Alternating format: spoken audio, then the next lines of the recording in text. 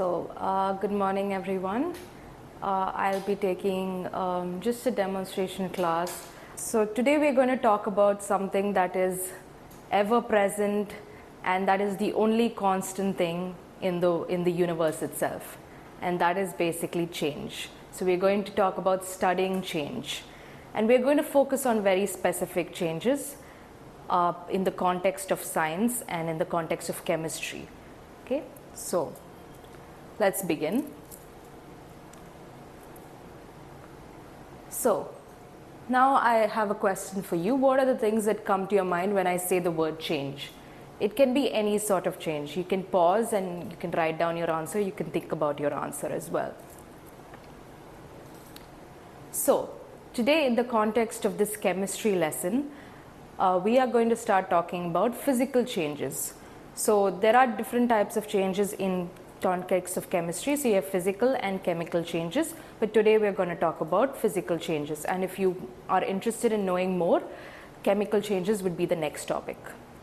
Okay, so a physical change means a change in physical properties. Now I have another question. Do you recall what the main physical properties are? Comment your answers in the chat box, or you think about your answers and write it down with you, and then you can later have a discussion about it. So usually the common physical properties that we consider are shape, size and physical state. So if there's a change occurring in any of these, like a shape change or a size change or a physical state change or temperature or density, if a change happens in this, it's called a physical change. Now we need to understand that, so change is basically when something is different from when it was originally considered. So considered is the important word here, because we don't know what the actual original state of anything was.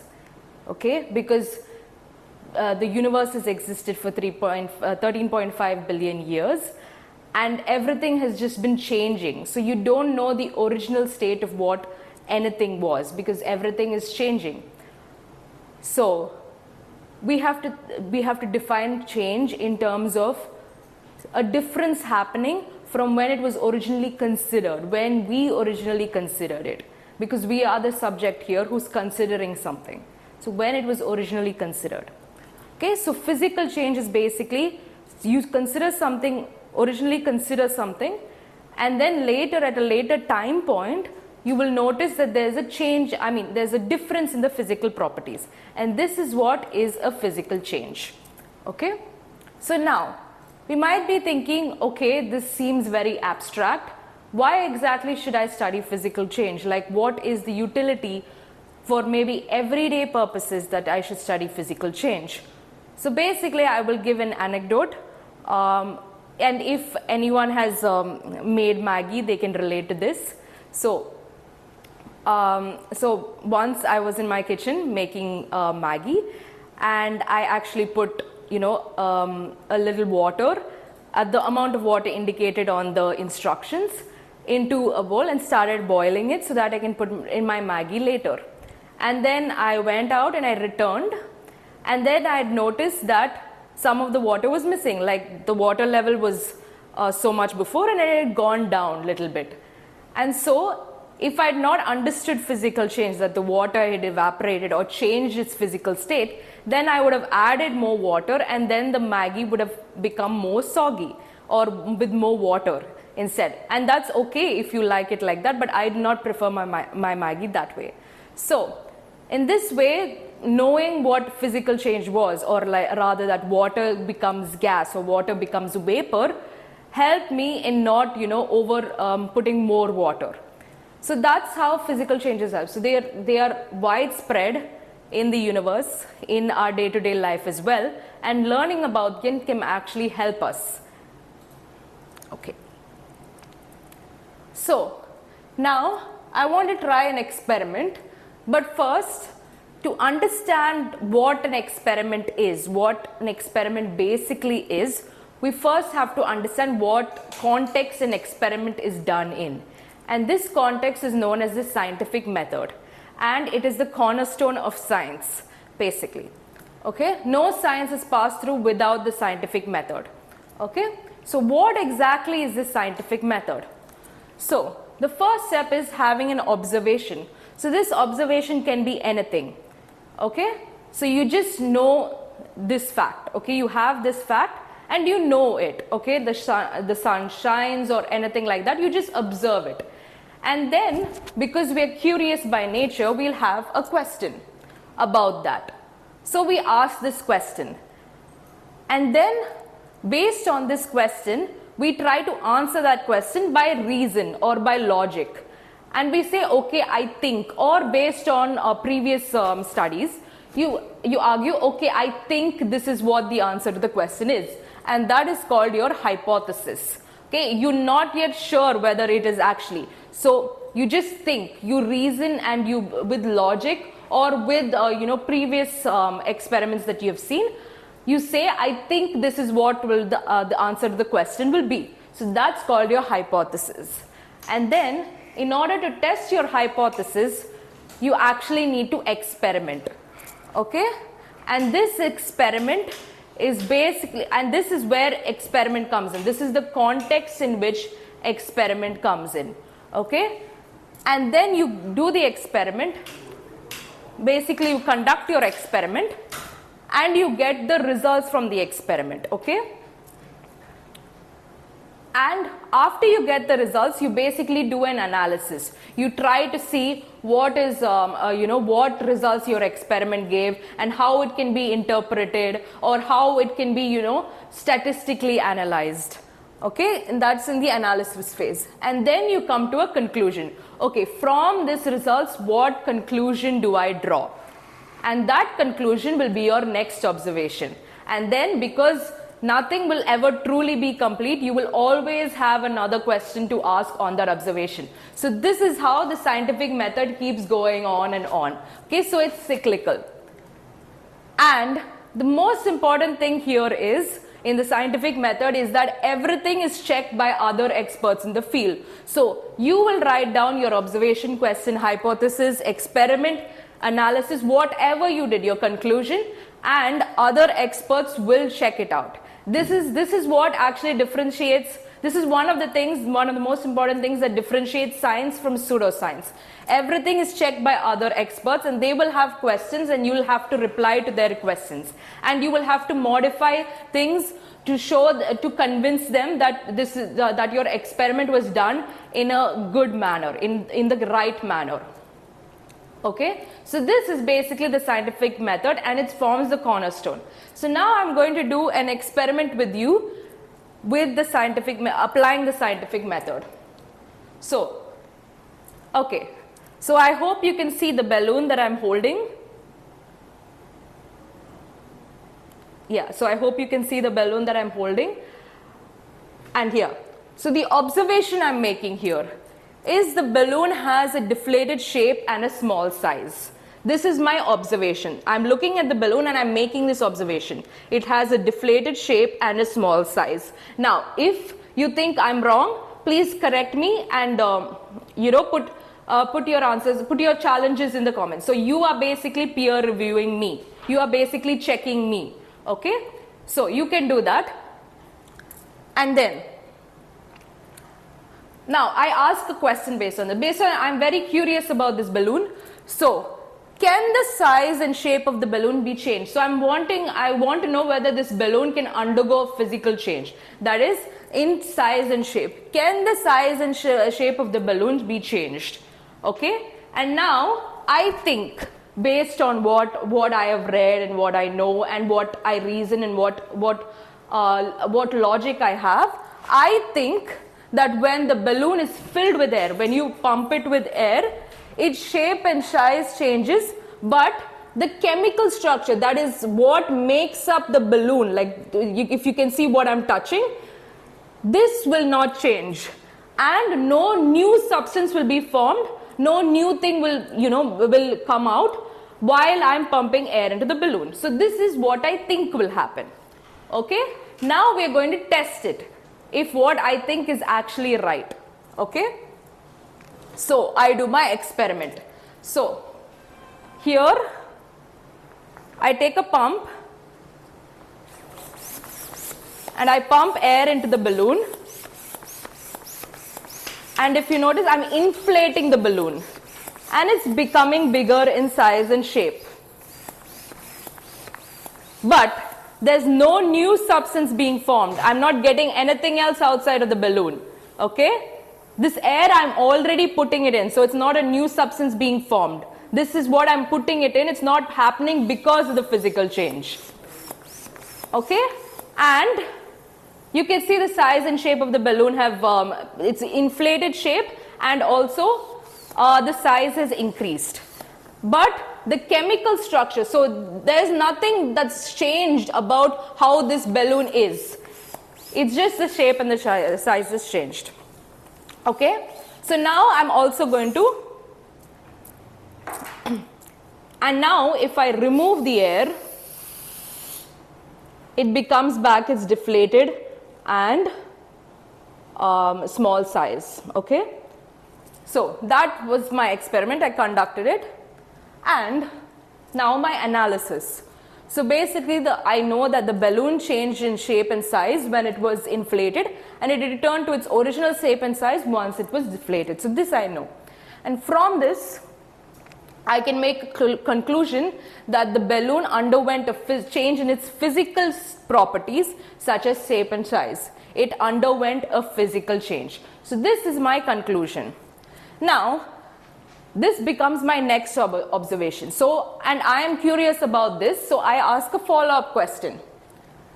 Can I get the substance back to the physical property it was originally just by removing the extra thing I did to make it change its physical property? So, in the thing that I told you, the inflation and deflation, I just had to remove the air and it came back to its original, originally when it was considered, it came back to what it was, the shape and size. So, it is that this kind of change is called a reversible change. But now say if I take, while the balloon is, I inflate the balloon and then I take a pin and prick the balloon. Okay, so I cannot do this here, but imagine if I take a pin and prick this balloon. Then will you, then by removing the air, will you get back the original shape and size of the balloon?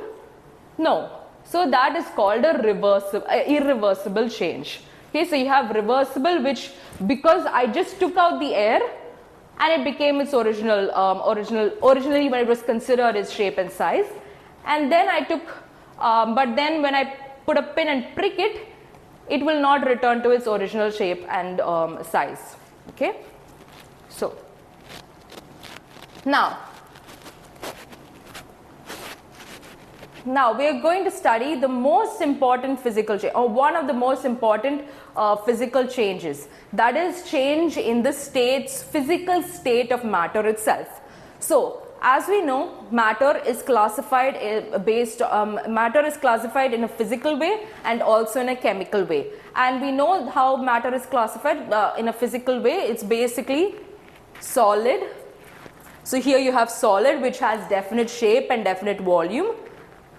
Then you have liquid, which is taking the shape of the container because it doesn't have definite shape, but it has definite volume. Then gas, which doesn't really have definite shape because it's not really taking the shape of the container, it will go out. And also it does not have definite volume. So these are the three states of physical states of matter. So the physical classification of matter is basically mostly primarily solid, liquid and gas. It's not only solid, liquid and gas, but primarily everything is classified as solid, liquid and gas. Okay, so now to understand this physical change happening in the physical state of matter, the most important concept that we need to understand is temperature. Okay, so what exactly is temperature? So we have matter in solid, liquid and gas form, and this matter is made up of smaller particles. Okay, and now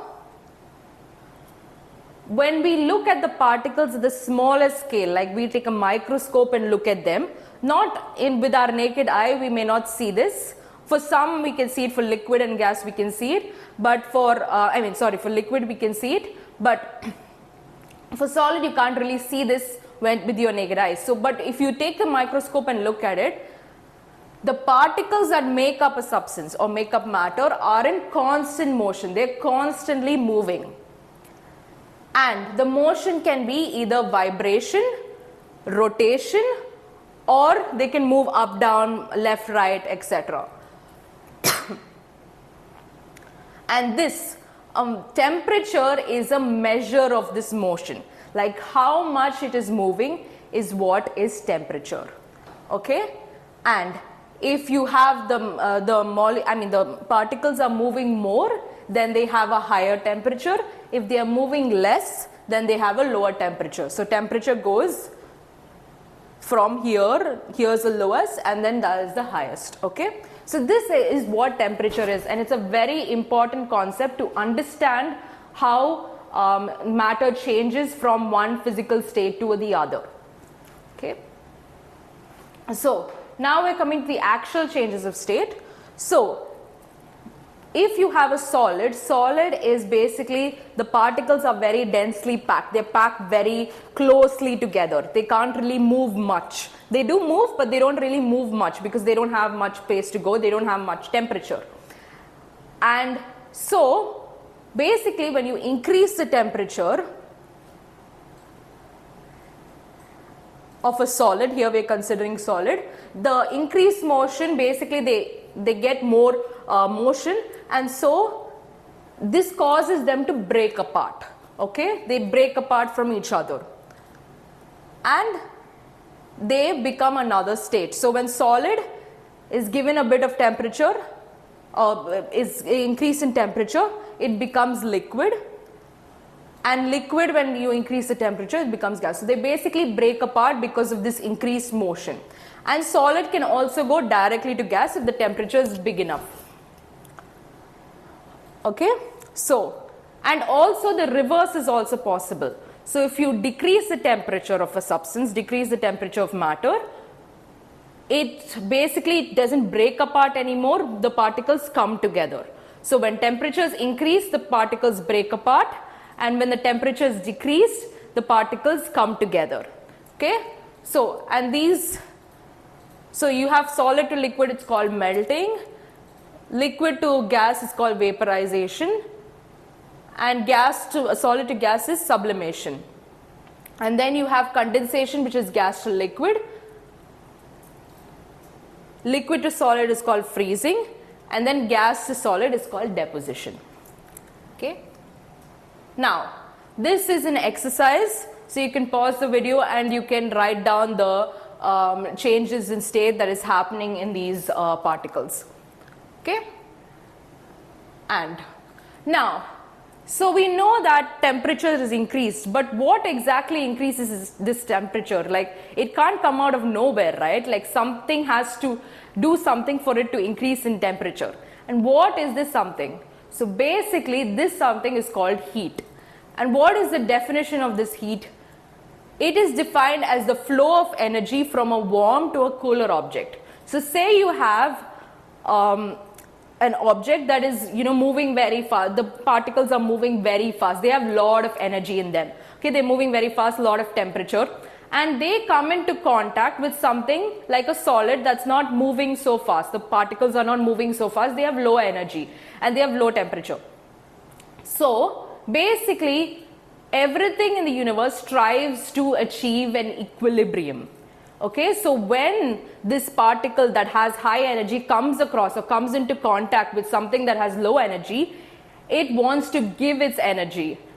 It always gives its energy to the lower one. So basically, like if you have two sandwiches and your friend doesn't have any sandwich, so you'd want to give one sandwich to your friend. Basically, that's what these particles are doing. So the particle that has more energy, when it comes into contact with something that has less energy, it will basically transfer its energy. And this transfer of energy is called heat, and this transfer of energy is what increases the temperature in the other one, in the particles with lower energy, initially lower energy. Okay, so this is called heat.